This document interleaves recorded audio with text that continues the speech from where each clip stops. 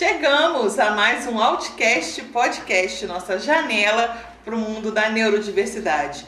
E hoje temos aqui, como sempre, convidados maravilhosos, pessoas que vêm agregar mais conhecimento, né, para a gente alcançar o nosso objetivo aqui, que é levar conhecimento para as famílias. A gente tem hoje um profissional da Itamed, que é a Verônica Lopes, neuropsicopedagoga. Muito prazer de ter você aqui, seja muito bem-vinda. Igualmente, muito obrigada pelo convite. Bom dia, boa tarde, boa noite para você que está nos assistindo. Ao momento que você assistir, fique atento a essa nossa conversa aqui, porque as informações são muito importantes e principalmente para você, família.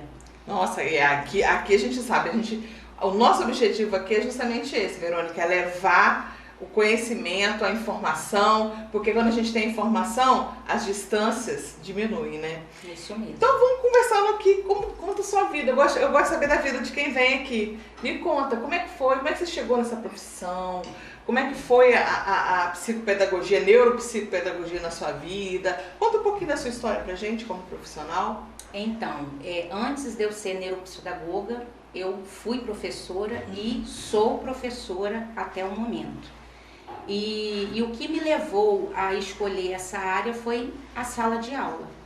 Porque na sala de aula eu me deparei com algumas situações, com algumas dificuldades, que eu fiz a pergunta, meu Deus, o que eu vou fazer? Porque eu não estava sabendo como ensinar, não estava conseguindo identificar aquelas dificuldades e quem estava saindo em prejuízo eram as próprias crianças. Sim. Então, entendendo a importância da minha profissão, eu pensei, falei, gente, eu não posso somente ficar com essa formação que eu tenho que buscar conhecimento para poder estar trazendo qualidade para a educação e estar transformando vidas, porque eu vejo que a educação, a sala de aula, ela não é apenas uma transmissão de informações, de conhecimento.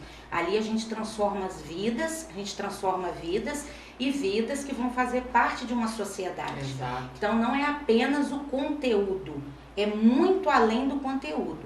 Então, diante de algumas dificuldades no processo de alfabetização, eu cursei pedagogia, mas eu vi que a pedagogia não foi o suficiente. E aí eu fui para neuropsicopedagogia. E quando eu cheguei na neuropsicopedagogia, aí sim abriu aquele leque, foi um conhecimento, uma explosão de conhecimento, que eu pude entender quem eram aqueles alunos do passado, e eu agradeço muito a essas vidas que passaram por mim, porque diante daquilo que eu me confrontei e fui buscar conhecimento. E desde então eu venho buscando conhecimento. Logo após a neuropsicopedagogia, eu cursei neurociências e educação, sou formada em ABA e também especialização em desenvolvimento infantil e formação completa em relação aos transtornos mentais. E eu entendo, né, que essa profissão, em relação à área do professor, a gente não pode estagnar. A gente não pode estacionar. Professor que para, né? É a profissão das profissões, né? Aquela que forma todas as outras. Então, é onde o conhecimento nasce. Buscar conhecimento. É buscar cada vez mais sempre, né? A gente, assim, sempre ouviu falar do pedagogo, né? Da pedagogia, porque a gente vem, né? Daquele nosso passado, que esses termos que a gente ouve muito agora, que é a neuropsicopedagogia, a psicopedagogia em si, são termos novos que hoje faz parte do nosso cotidiano, mas que para muita gente está fora de contexto. As pessoas às vezes confundem a neuropsicopedagogia com só transmissão de conhecimento, só ensino, só... Me fala um pouquinho de como que é isso na prática, como que funciona. Sim, como é importante a gente estar falando isso, eu quero chamar a sua atenção para você que está nos ouvindo para a seguinte situação. Muitas pessoas às vezes pensam assim, eu não vou levar o meu filho para terapia, às vezes o médico, né, ao fazer o diagnóstico, ele orienta a família em busca das terapias que são adequadas para a sua criança. E às vezes essa família pensa, eu não vou levar para o neuropsicopedagogo porque lá vai somente brincar. E não é bem assim. a gente usa a brincadeira de uma maneira funcional com o objetivo que é estar estimulando o cérebro. Então, a neuropsicopedagogia, ela é uma ciência. E por que ela é uma ciência? Porque ela não é algo que é estagnada, algo que fez um estudo há 10 anos atrás e acabou. Não. A neuropsicopedagogia, ela é uma ciência que se atualiza no que acontece em relação à sociedade. Tanto é que olha quantos transtornos que existem, ela vai se adaptando, ela vai se atualizando para poder estar nos auxiliando. Então, nada mais é a neuropsicopedagogia, a gente compreende como que o cérebro funciona e a gente ali identifica as dificuldades e a gente começa a trabalhar em cima daquilo ali. Então, a neuropsicopedagogia é um nome difícil. É um trava-língua. Isso aí, é um trava-línguas. Existe todo um processo, não é somente brincadeira, é um trabalho muito sério. E lá na clínica Itamed, além da minha função lá, existem outros profissionais que são neuropsicopedagogos e psicopedagogos.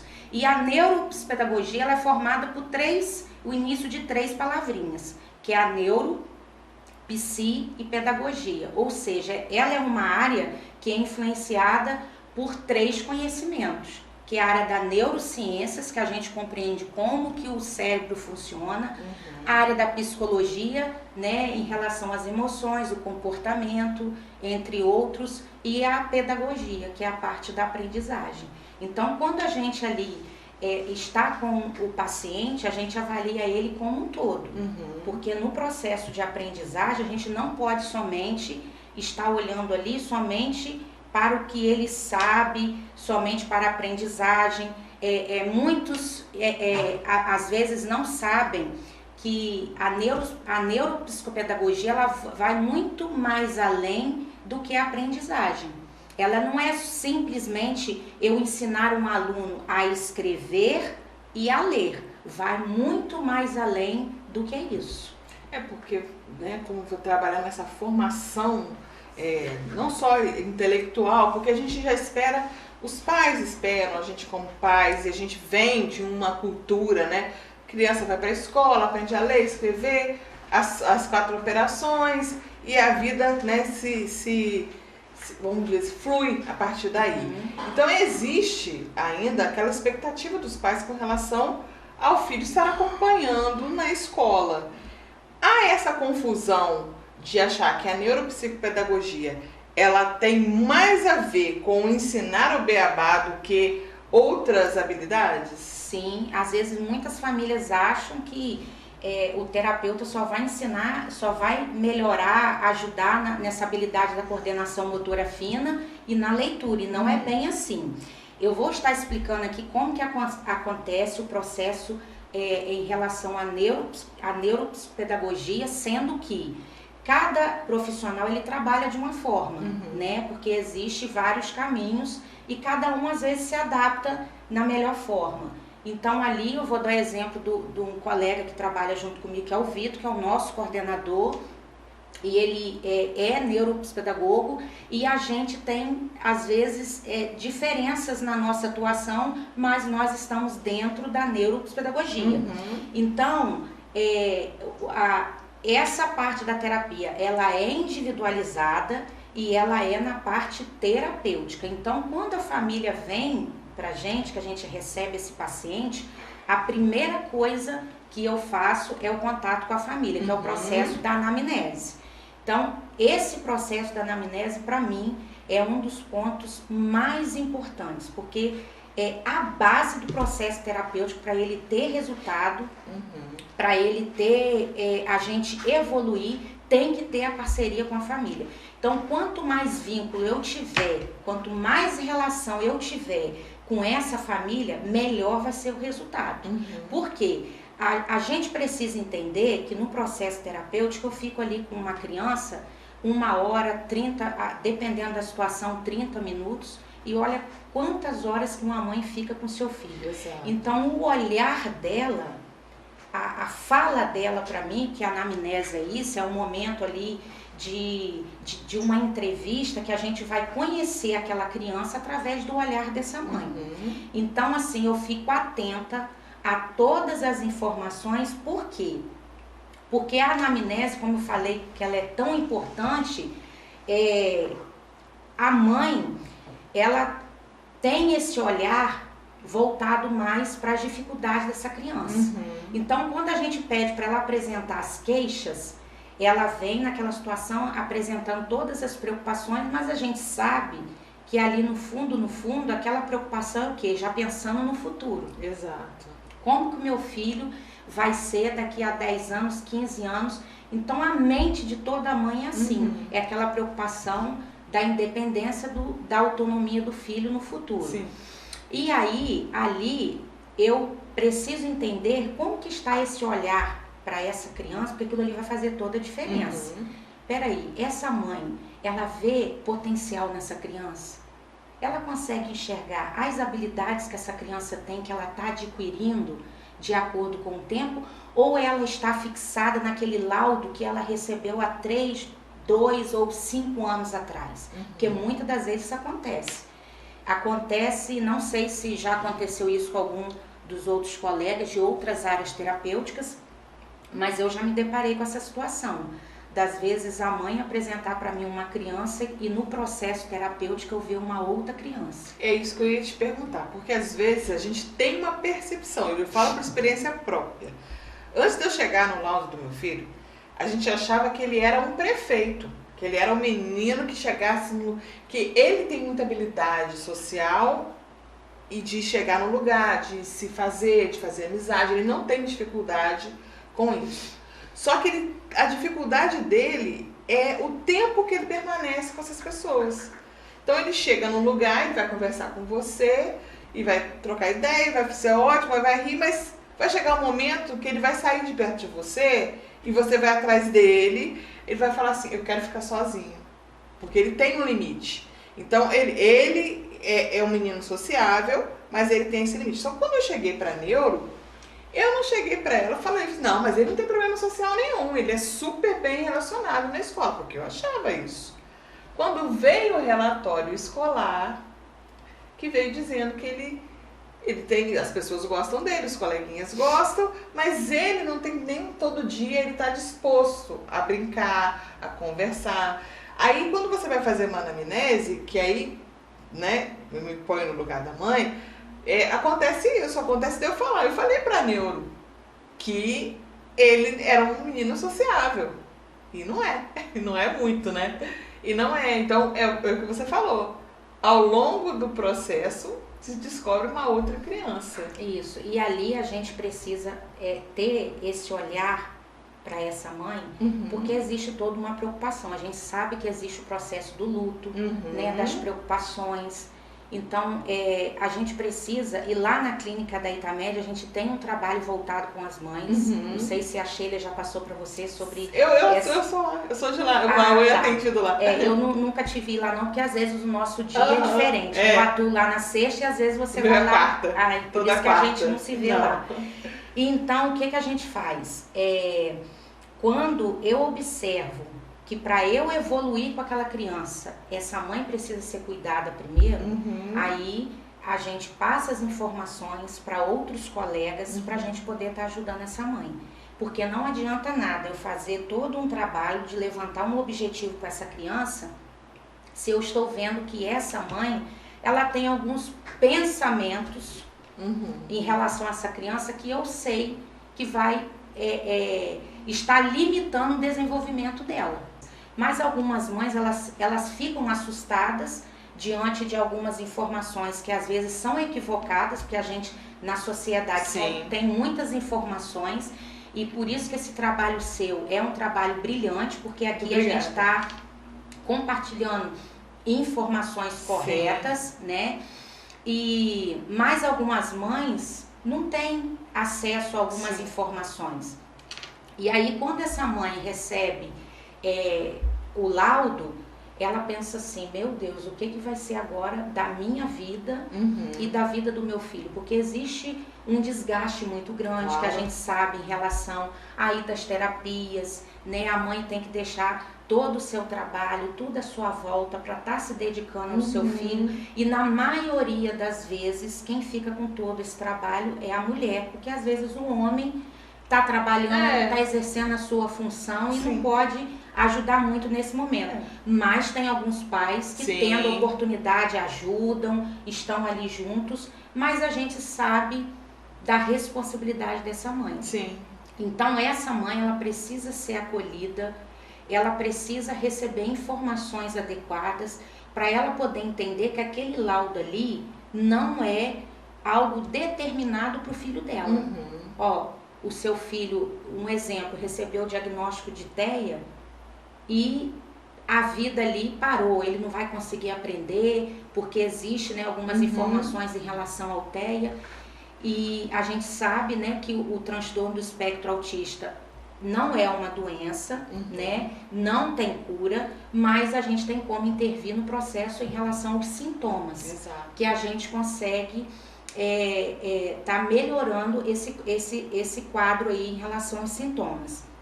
Então, a mãe, quando ela entende que o laudo não é algo determinado, mas é um caminho para ela seguir, aí essa mãe ela já descansa.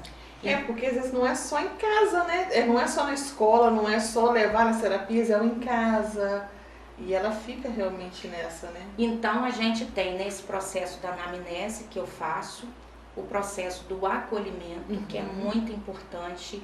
Eu conquisto essa família para mim, essa mãe, porque essa parceria é fundamental no processo. E aí quando essa criança vem para mim, vamos dizer assim, na primeira sessão, de maneira nenhuma, eu já começo ali a avaliar ou apresentar algum recurso de avaliação, nada disso.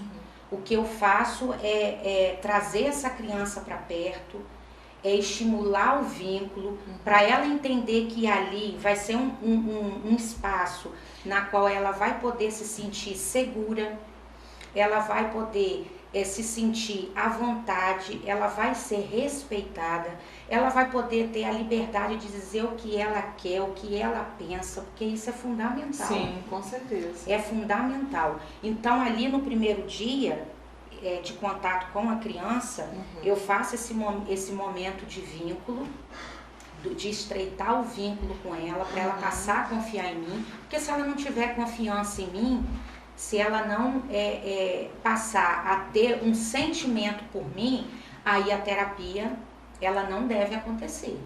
Entendi. Então, esse vínculo com a criança é fundamental. Para quê? Para quando ela sair de casa, quando a mãe falar com ela assim, hoje nós vamos à terapia, nós vamos estar com a tia tal e com a tia Verônica. E ela abrir aquele sorriso. Isso faz parte da terapia. Então, logo após esse vínculo, a gente faz o rastreamento dos interesses, porque eu preciso entender do que essa criança gosta, para eu usar isso tanto quanto reforço, quanto uma forma de avaliação. Então, todo o meu processo terapêutico, eu uso brincar.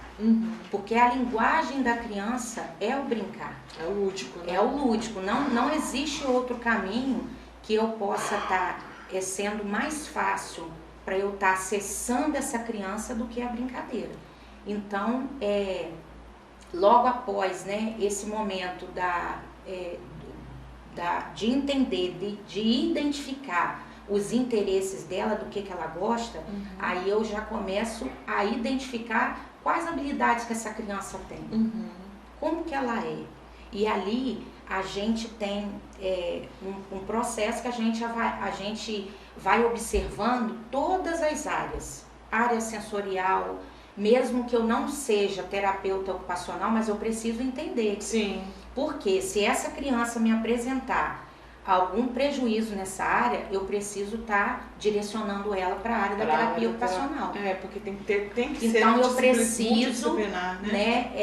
entender essa área aí. Então a gente observa a área sensorial, a área da linguagem, comunicação e fala, a área cognitiva, das funções executivas, área motora, entre outras. Então ali eu preciso entender quais habilidades que essa criança tem. E eu não faço o inverso. Eu não primeiro identifico os prejuízos dela. Por quê? Se eu olhar primeiro para os prejuízos, eu vou estar limitando já essa criança. Então eu preciso identificar quais habilidades que ela tem para eu poder estar estimulando a área emocional dela, que é a área da autoestima, para ela entender que ela é capaz, que ela tem potencial, e em cima daquilo dali eu vou estimulando as outras áreas. Aí depois de estar observando isso, mas é lógico que durante todo esse processo, desde o primeiro encontro, a gente já começa também estimulando. Porque tudo que eu faço com a criança é um estímulo. Claro. Então, desde o momento que eu pergunto para ela qual é o seu nome, eu já estou estimulando ali uma área dela. Até porque a gente sabe que as crianças, né, quando elas estão, as crianças do espectro, elas têm uma dificuldade maior, às vezes até para entrar na sala. Então, às vezes, muitas das vezes você precisa começar antes de entrar na sala terapêutica propriamente dita.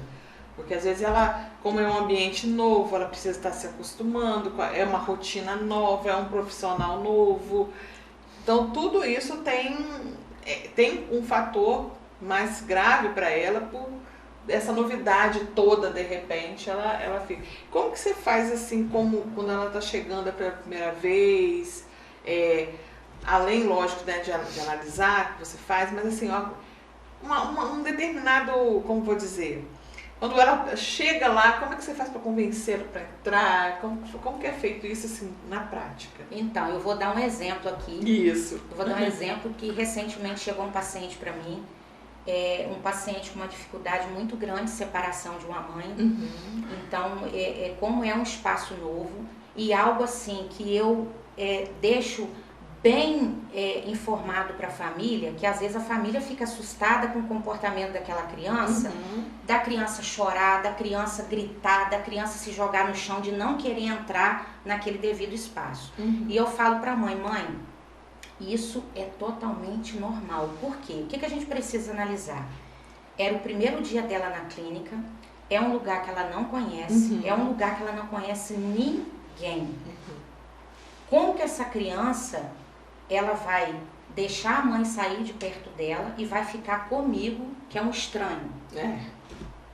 Então eu preciso entender que é claro que ali ela já está apresentando alguns prejuízos, que ali eu já começo a observar, eu já começo observando ali como que é o comportamento dessa criança perto dessa mãe. Eu começo a observar como que essa mãe, ela fala com essa criança, porque tudo isso faz parte do processo terapêutico. Mas, lá na anamnese, eu já procuro saber do que essa criança gosta. Mãe, do que essa criança gosta? E ela falou comigo que ele ama o Homem-Aranha. Então, o que eu já fiz? Eu sabendo o dia que ele ia vir para mim, né? Eu organizei várias atividades com o Homem-Aranha. Que ótimo! E aí eu apresentei para ele, e lá na Clínica Itamed, algo assim, que é muito acolhedor, é que às vezes esse paciente ele iria vir somente para mim, mas quando tem um outro terapeuta, que ele às vezes está com um horário vago, que às vezes acontece isso, né, de alguma criança faltar, e nesse dia aconteceu isso, eu estava sozinha, né, era o meu momento com ele, mas eu tive um colega que foi o João Pedro Fono, que me ajudou nesse momento, né, e ali a gente foi conversando com ele, aí eu fui apresentando a clínica, eu falei, olha como é que é, mas ele com a mão na mãe. Porque eles gostam de saber como funcionam as coisas. Mas antes, como lá na anamnese, como ela já havia me falado desse comportamento, eu já tinha também orientado do que poderia acontecer. E também já tinha passado algumas orientações em relação à previsibilidade, que é muito importante. Então eu falei, mãe, oriente essa criança, converse com ela. Amanhã nós vamos na clínica, tenta puxar a foto da clínica no celular, mostra para ele. Fala com ele que ele vai estar no espaço novo, que ele vai brincar com várias tias. E para ele, para o cérebro dessa criança entender e reconhecer o que ela vai viver no outro dia. Então ela foi orientada a fazer isso. E ali, diante daquela dificuldade de entrar no primeiro dia, né? Essa mãe, ela entrou na sala e ficou acompanhando tudo ali. A criança, ela não queria de forma nenhuma deixar. E ali eu fui apresentando um Homem-Aranha, fui conversando com ele. E ele chorando, gritando, se jogando no chão. E a gente, assim, tem toda uma preocupação para essa criança não se machucar. Claro. E logo após que ele viu que ele estava no lugar acolhedor, que ele estava num lugar em que ele ia se divertir, que ele ia brincar, aí ele foi se acalmando. Então, assim, com poucas sessões terapêuticas, a gente já começou conquistando a confiança dele. Hoje é uma criança que ele adentra o espaço terapêutico sem dificuldade, mas ele chega ainda com algumas perguntas, né? Mamãe tá lá embaixo? Mamãe tá me esperando? Eu sempre reforço, mamãe tá esperando sim. E quando você descer, você vai mostrar pra mamãe o que você fez, o que a gente conversou. Então, assim, esse primeiro momento, a mãe precisa entender que isso é algo normal que vai acontecer. Imagine nós adultos, a gente viajar para um lugar que a gente não conhece ninguém, que a gente não conhece nada, que a gente nunca foi nesse lugar. Como que a gente não fica? A gente não fica hipervigilante o tempo todo? Você não sabe nem que Ou a comida gente vai fica ser apreensiva, você não sabe o que vai acontecer. E a gente quer exigir de uma criança que ainda não tem habilidades, porque uma criança de 3, 4 anos não tem habilidades ainda para enfrentar essas demandas. Então a gente precisa entender. Então eu passo essa orientação, mãe, não fica assustada. Isso aqui não vai ser para sempre, isso aqui vai passar. Sim. Aí quando foi nas demais terapias, aí eu sempre, tá vendo, mãe? Lembra do que eu falei com você? Que ia ser só um momento? E esse vínculo que eu vou fazendo com a mãe é fundamental. Porque aí ela vai ouvindo as coisas que eu, por ter anos de experiência, a gente já sabe mais ou menos as coisas que vão acontecer. Sim. Então a mãe ali, ela já começa assim, poxa, essa terapeuta estuda, ela pesquisa, mas tem que ser. Ela entende a prática, porque as coisas que a gente fala do que pode acontecer e realmente acontecem, então essa mãe já começa. E algo brilhante que acontece, né, no processo de avaliação, que logo após esse processo de observação das habilidades que essa criança tem, a gente começa já fazendo avaliação para a gente identificar os prejuízos que essa criança tem e a gente tá ali. O que essa criança precisa? Porque eu tenho, a minha área, ela é limitada. Eu não posso estimular uma área que não é da minha alçada, né? Então, eu preciso estar orientando, a gente, depois no final, né, a gente faz uma devolutiva e entrega para essa mãe. E esse processo de avaliação é um processo que acontece de uma maneira muito profissional. É um momento que eu vejo que é muito delicado, porque você entregar uma hipótese diagnóstica para uma mãe, é bom deixar claro aqui que o neuropsicopedagogo, ele não dá diagnóstico. Só dá ele não dá diagnóstico. Quem faz o diagnóstico, quem faz o laudo é o médico, né? O neuropediatra. E ali, a gente naquele relatório, a gente apresenta as habilidades que estão em prejuízo, né? Quais áreas do cérebro precisam ser estimuladas, quais habilidades que essa criança precisa ser desenvolvidas, e a gente dá uma hipótese diagnóstica. Mas isso eu faço de uma maneira, eu tenho uma responsabilidade muito grande, porque quando uma mãe ouve uma hipótese diagnóstica, não é algo não é algo assim, como é que eu vou dizer? Não é algo comum, não é algo simples para uma mãe. Então eu preciso ter muita responsabilidade. É por isso que eu sempre estou nessa parte da pesquisa, tanto é que tudo que a gente está conversando aqui é com base nas evidências científicas, né? Isso aqui não tem só conhecimento da Verônica, não é só a experiência da Verônica, essa fala aqui é toda baseada numa experiência científica, nas evidências científicas. E por que isso é muito importante? Porque o processo de avaliação, ele vai nortear a mãe e vai estar ali passando algumas informações para o médico. Então, é algo que precisa ser muito bem resolvido. Eu preciso entender, essa criança, ela é esses sintomas ou ela está com alguns sintomas? Sim. A gente sabe, né, que atualmente que a gente vive nessa era da tecnologia, né, e a gente sabe do que está acontecendo, muitos diagnósticos que estão sendo feitos de maneira errada, porque são feitos muito rápido. Eu, dentro da minha área da neuropsicologia, né, o que eu aprendi e diante das pesquisas que eu venho lendo, a gente não se faz um diagnóstico somente com 1, 2, 3 sessões. Eu preciso entender como que está o desenvolvimento dessa criança em relação à idade dela e etapas do desenvolvimento.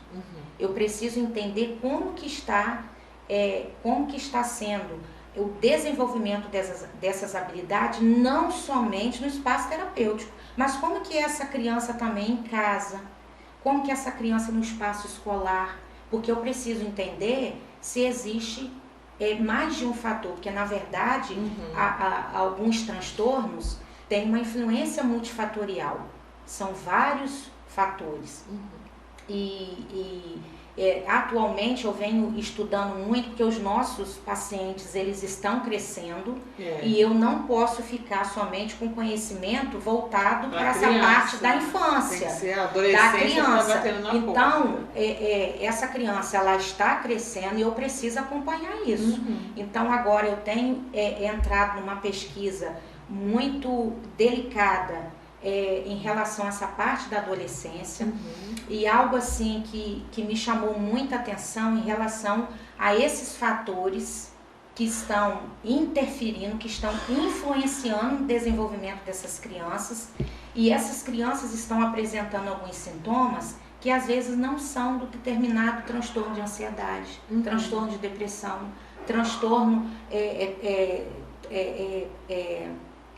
transtorno do espectro autista. É claro que, né, a gente sabe que o transtorno do espectro autista, ele é diagnosticado a partir dos 6 meses de idade, né, mas devido a esses fatores, até um artigo que eu li recentemente, foi essa semana, em relação a uma pesquisa científica, uma pesquisa internacional que foi realizada com mais de 300 mil crianças em relação ao uso excessivo de telas, ao início precoce das telas, rotina acelerada e em relação à falta de brincadeiras na rua. Eu achei até interessante.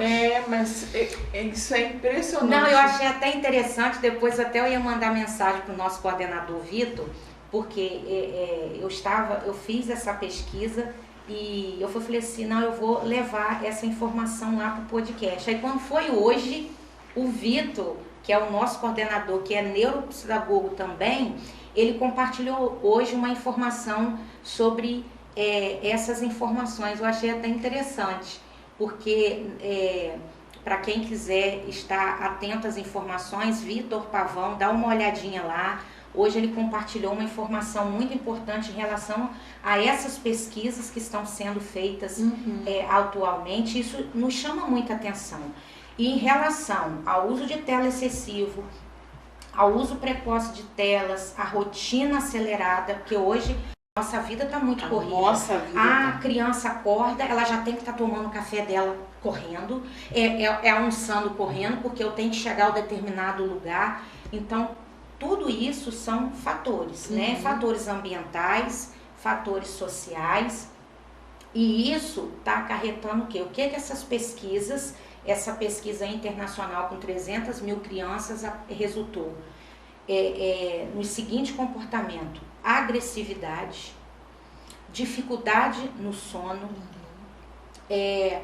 sintomas que estão dentro do transtorno de ansiedade, mas não é que ela se caracteriza com o transtorno de ansiedade. Entendi. Por conta desses fatores, ela começa tendo esses sintomas.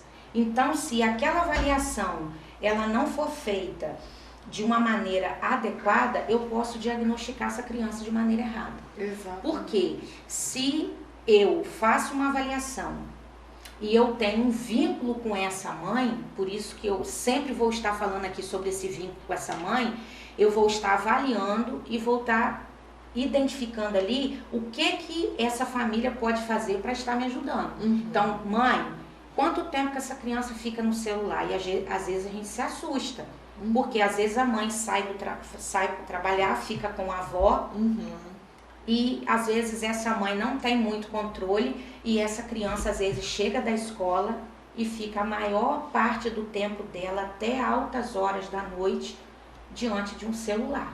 Então, qual o estímulo que essa criança está recebendo? Qual o estímulo? E eu achei muito interessante nessa pesquisa que ele pontuou a falta de brincadeiras. Não, é isso que eu ia até... Eu achei muito interessante. Porque a gente tinha... Eu estava conversando com a minha filha outro dia sobre isso. Ela tá com 14 anos, eu falei com ela que quando eu tinha 14 anos, a gente já tinha até uma estrutura social entre nós, tinha os amigos, a gente tinha uma autonomia, né? Isso tudo foi construído porque a gente brincava na rua, a gente podia ir livremente na casa de outro amigo, e essa construção social que se inicia com esse convívio livre, né? Que não é escola, que não é família, esse convívio livre com outros amigos da mesma idade, isso é fundamental para quando você vá se desenvolver socialmente no futuro. E o que em relação a essas brincadeiras, olha que algo importante, se a gente parar para pensar nas brincadeiras, a criança ela tem limite na brincadeira, ela não pode falar o que ela quer, na hora que ela quer, então ali a gente já vê um estímulo das funções executivas em relação à parte dos impulsos, regras, do controle, do controle inibitório, em relação às regras, porque se ela não respeitar as regras do jogo, ela tá fora. Exato. Sendo que hoje as nossas crianças, elas ficam o quê? Deitadas na cama ou no sofá e com uma tela. Essa criança não conversa, essa criança ela não tem uma parte social. Então, se eu estou observando comportamentos que estão me alertando sinais, eu preciso primeiro fazer esse processo de avaliação, para eu poder estar identificando, peraí, isso realmente é um transtorno de ansiedade ou existe algum fator que está influenciando esse comportamento? E aí a gente pede ajuda da família, vamos diminuir nessas telas, porque a gente não pode tirar a tela. Hoje faz parte, né? Hoje faz parte do cotidiano de todas as famílias. E se essa criança fica 10 horas, 12 horas no celular, a mãe não pode vir e tirar essa tela de vez. Então a gente precisa fazer, num ditado popular, o desmame das telas, a gente vai diminuindo, e não é somente diminuir, existe toda uma orientação que essa mãe, nesse espaço que vai ficar vago, ela vai inserir outras atividades que vai beneficiar.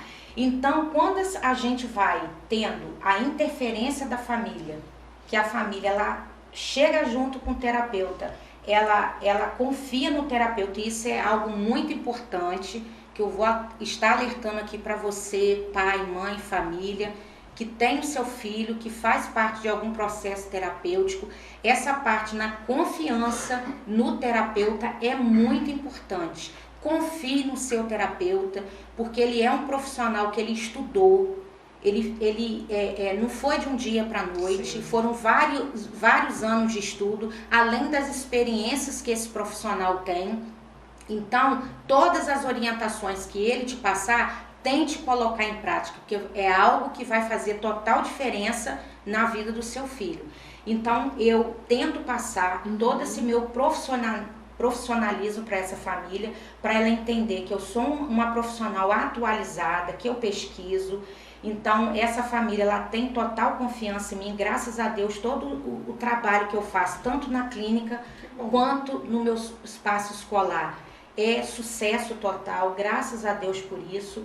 Então, assim, essa parte do diagnóstico é algo que a gente precisa fazer com muito cuidado, porque é uma vida. Sim. O diagnóstico é algo que vai fazer a diferença numa vida. Então, Sim. voltando aqui, só para eu concluir essa parte, se essa família vai interferindo, vai ouvindo o terapeuta e vai colocando em prática, alterando a rotina, mudando a alimentação, e eu venho aqui puxar a orelha de alguns pais, porque é algo que eu luto eu tô falando em todas as áreas, tanto na clínica quanto na minha área em relação à área docente, né?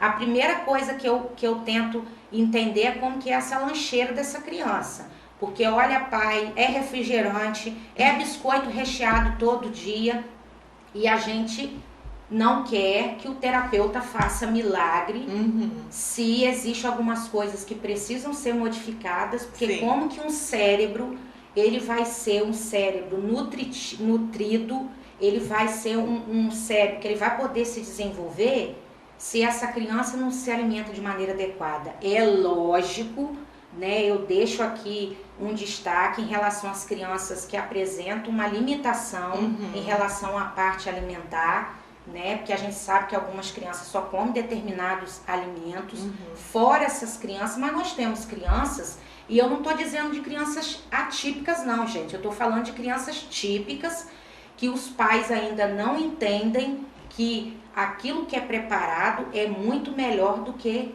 o pacotinho comprado lá no supermercado. É a nossa luta aqui, porque o Raul tem uma seletividade muito severa. Então a gente tenta fazer uma coisa ou outra. Tem dia que ele aceita uma fruta, mas aí ele só aceita se for banana, só aceita se for batida.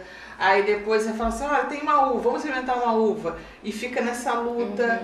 Ele hoje, né, tá com 10 anos, ele consegue falar, não, tá bom, hoje eu vou provar. Mas aí ele vai lá, prova aquele dia e depois nunca mais quer saber daquilo. E é um passinho de formiguinha. Mas assim, eu entendo que a correria do dia a dia, eu super também. entendo. Isso porque também. dá trabalho a gente fazer. Ir lá na cozinha, preparar um sanduíche. Eu sei porque eu faço isso. Eu sei que dá trabalho. Mas eu faço porque eu também entendo que em relação à minha área, eu preciso ser exemplo. Claro. Eu preciso ser exemplo. Então, eu entendo da correria, mas como é importante quando a família se conscientiza em relação a essa área alimentar. Então, quando a gente vai modificando, vai estimulando essa área alimentar, a rotina, as coisas vão fluindo. E às vezes aquela criança vai deixando de ter aqueles sintomas. Exatamente. Então, por isso que essa parte da avaliação é muito importante. Eu preciso ter a participação da família, porque é a família que vai trazer total resultado. Porque não existe a possibilidade no processo de avaliação sem ter a participação da família. É porque há aquela ansiedade, né? Mas não... Se o seu filho está em terapia e você não tem contato nenhum com o seu terapeuta, fique atento em relação a isso. Exato. Porque precisa de ter esse vínculo, a gente precisa estar entendendo. Eu vou dar um exemplo aqui de uma mãe. Você fica atenta ao horário para você orientar, porque é um assunto que eu amo e eu vou. Pode ficar tranquilo. E esse exemplo é um exemplo assim que eu tenho muito prazer em falar, em relação a uma paciente TEA, e a mãe estava entrando em desespero porque essa criança, toda vez que era o momento dela acordar para ela ir para a escola, era o caos. Era um momento de tribulação. E ela, Verônica, o que eu faço com essa criança? Meu Deus do céu. Ela, no momento, ela quer vestir o que ela quer e ela tem que usar o uniforme. E tá, sendo que essa paciente, como a gente está desenvolvendo a parte das funções executivas, que é em relação ao planejamento, a parte cognitiva, a gente também está desenvolvendo a parte da autonomia, da independência e tudo mais. E essa criança, quando ela vai tomando conhecimento de si, da sua parte corporal, ela quer estar tomando decisões, porque isso está sendo feito lá na terapia. Eu falei, mãe, vamos lá. Em qual momento que está acontecendo a situação? A Verônica, é no momento da escolha da roupa para ir para a escola. E ali, o que a gente trabalhou juntas? Eu falei assim, olha, você vai fazer o seguinte, você de manhã, antes dela acordar, você coloca 3 mudinhas de roupa em cima da cama e coloca uns 2 ou 3 pares de sapatinho no chão, ou sandalinha, e coloca ela para escolher qual que ela quer ir. Dentro de um contexto já limitado ali. Então, né? Aquela criança, ela estava escolhendo, ela estava trabalhando a independência dela, a autonomia, mas sem ela entender que estava tendo uma intervenção da mãe. Sim. E quando passou a gente colocar isso em prática, facilitou. A mesma coisa aconteceu em relação à mesa de café, a mesa do almoço, que ela estava, a paciente, ela estava querendo colocar o seu próprio alimento, ela escolheu o que ela queria. Então, assim, se na clínica terapêutica está sendo trabalhado uma intervenção para desenvolver essas habilidades, os responsáveis em casa precisam deixar isso evoluir. Sim. Porque é na prática que eu desenvolvo algumas habilidades. Então, ali foi feita a orientação. É uma criança que existe um limite, existe um prejuízo na área da coordenação motora, que ela ainda não tem muita firmeza, né? Existe uma hipotonia muscular, mas ali foi orientado o quê?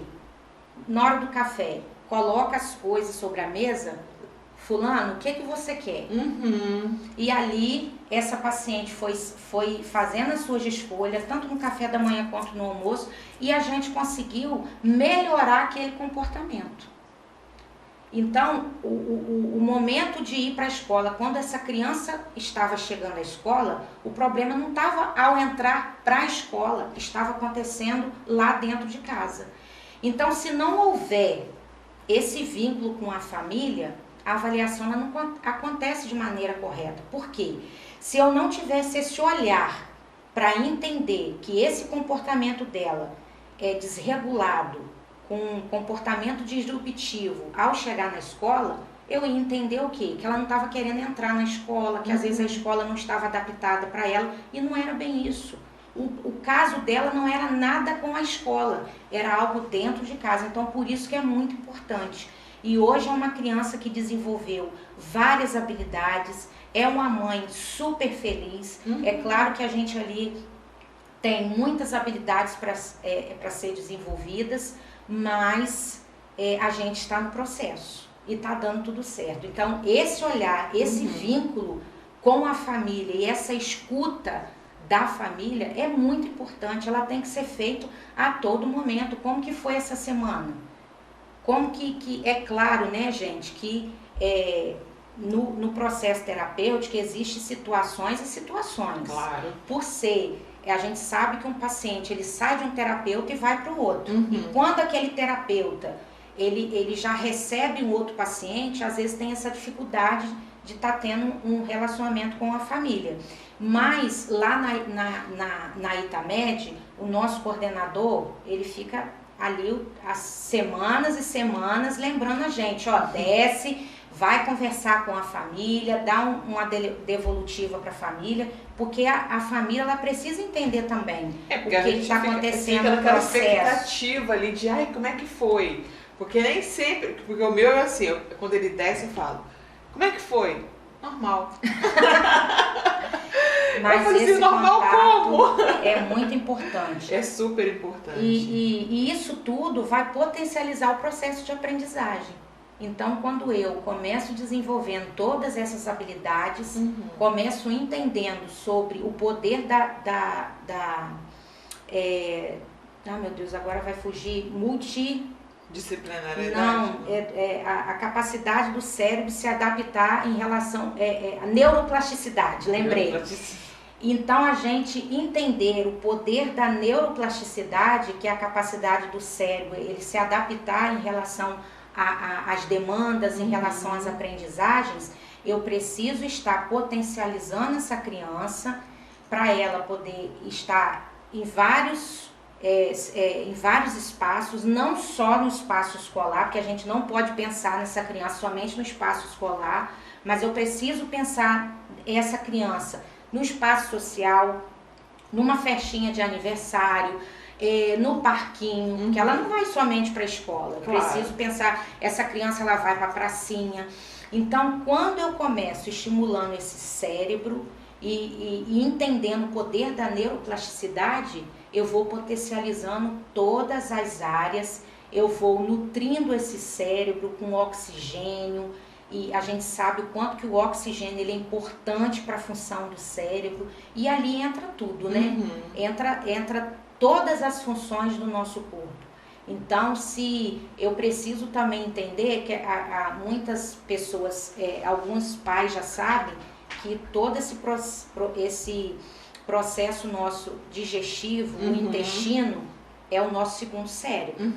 Então, eu tenho que olhar para essa criança num todo. Então, mesmo eu sendo voltada para a área da aprendizagem, eu preciso olhar essa criança ponto a ponto. Como que está funcionando o intestino dela, como que está o processo digestivo, como que está a área emocional, todas as áreas. Porque tudo faz parte. Como é que funciona esse processo de aprendizagem para crianças com transtornos? Então, aí, após esse processo de avaliação, que é feito com algumas avaliações que a gente pode estar aplicando nessa criança, e também com recursos adaptados, e também atividades adequadas para essa criança de acordo com as demandas dela, que isso é muito importante.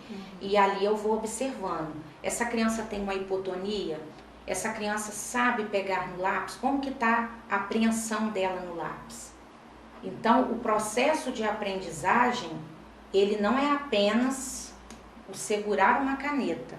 Antes disso, eu preciso identificar quais habilidades de aprendiz essa criança tem. E quais são essas habilidades? Isso é muito importante.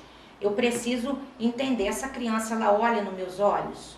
Porque esse contato aqui que a gente tem, você está me ouvindo, você está recebendo informações, a gente recebe informações diante de toda a nossa parte sensorial. Então, essa criança, ela me olha nos olhos, para ela conseguir olhar no meu rosto, entender a minha expressão facial, olhar o movimento da minha boca. Algo que eu uso muito nas minhas sessões é batom vermelho, porque em todo momento eu estimulo a fala, então eu falo assim bem devagar, de acordo com a demanda da criança, né? Se aquela criança não apresenta uma dificuldade na fala, na linguagem, eu atuo de uma maneira diferente. Mas para crianças que apresentam essa dificuldade de olhar nos olhos, aí eu lembro daquele processo que eu fiz, dos interesses, e pego algum brinquedo, alguma coisa que eu sei que é de interesse dela, e já utilizo aqui, ó, pertinho do meu rosto. Porque ali vai estar chamando a atenção dessa criança de uma maneira lúdica, para ela olhar para mim, para ela me dar atenção para as informações que eu preciso passar para ela. Então aí tem, essa criança olha para mim, essa criança compreende, ela tem uma linguagem receptiva, ela compreende o que eu falo. Será que ela está entendendo os comandos? Aí, como que eu avalio se ela está entendendo meus comandos? Eu peço a criança para sentar. Vamos sentar? E aí eu preciso ver, será que essa criança, eu faço isso, né, propositalmente, propositalmente, eu coloco a cadeira bem juntinha com a mesa, que eu preciso entender como que está a parte cognitiva dela. Essa criança, ela vai puxar a cadeira e vai sentar, e depois vai puxar a mesinha? Então, isso são habilidades aprendizes. E se essa criança, ela ainda não tem essas habilidades, eu não tenho que ensinar ela a aprender os sons do A, das vogais, do alfabeto, nada disso. Eu preciso intervir no desenvolvimento dessas habilidades. Antes de chegar no lápis, tem que desenvolver isso aí. tudo. Antes do lápis eu preciso, porque se eu for querer ensinar alguma coisa à mesa para essa criança sem saber quais habilidades que ela tem, eu vou estar fazendo o processo de maneira errada. Então ali eu identificando quais habilidades que ela tem, eu vou entendendo qual caminho prosseguir com ela. Ah, essa criança, ela sabe sentar, ela me compreende, ela olha nos meus olhos, e ali com os recursos adequados, né, que eu trabalho muito com jogos, e na maioria deles eu que confecciono, eu amo material adaptado.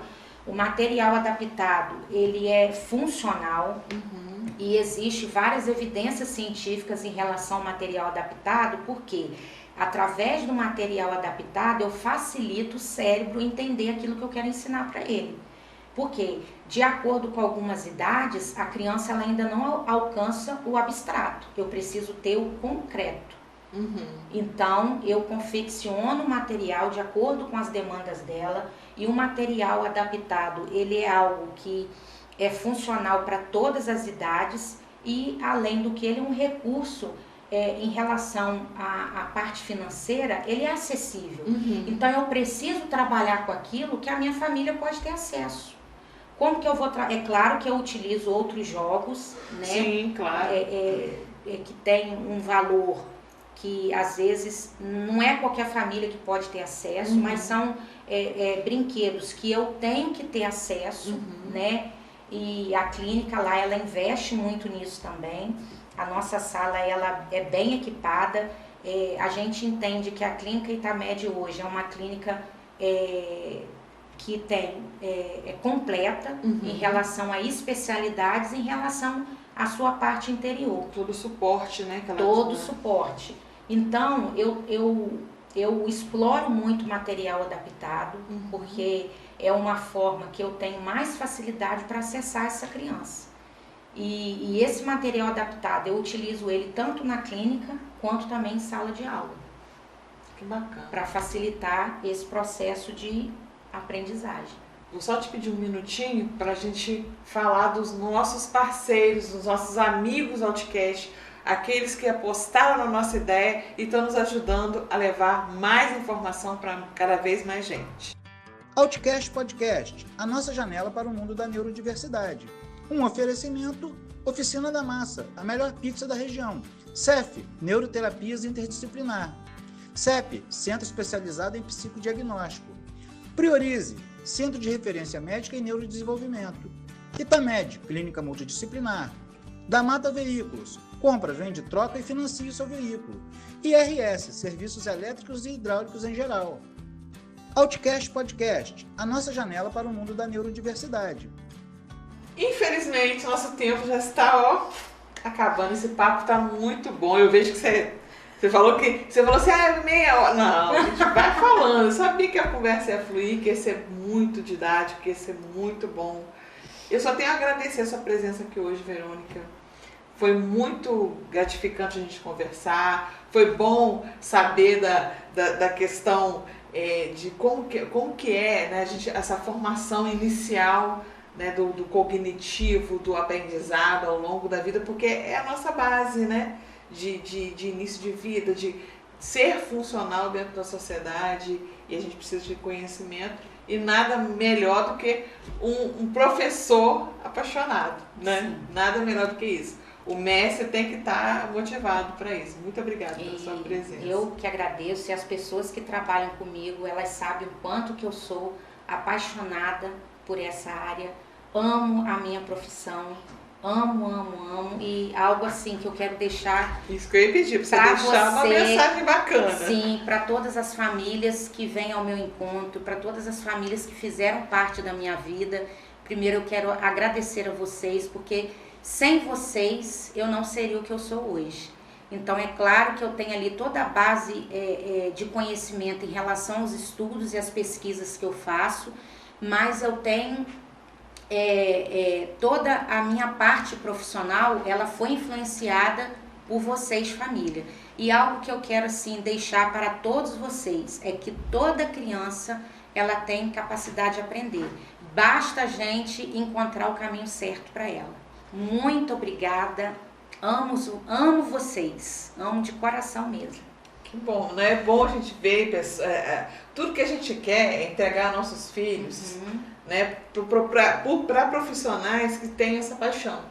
E é muito admirável. E antes da gente finalizar, eu quero agradecer também o Wallace e a Sheila, eles que abraçaram, né, eles fizeram, para que todos fiquem cientes, né, eles fizeram esse investimento. Então nós terapeutas vamos ter a oportunidade da gente estar aqui com essa participação. Exato. Convido vocês para estarem acompanhando o podcast. Com certeza. Vários terapeutas vão estar participando, e agradecer a Clínica Itamed por ser ativa. A Sheila, ela tem um coração enorme. Ela esteve aqui com a gente, ela ama, ajuda muito as famílias que passam por ela sabem o amor que ela tem.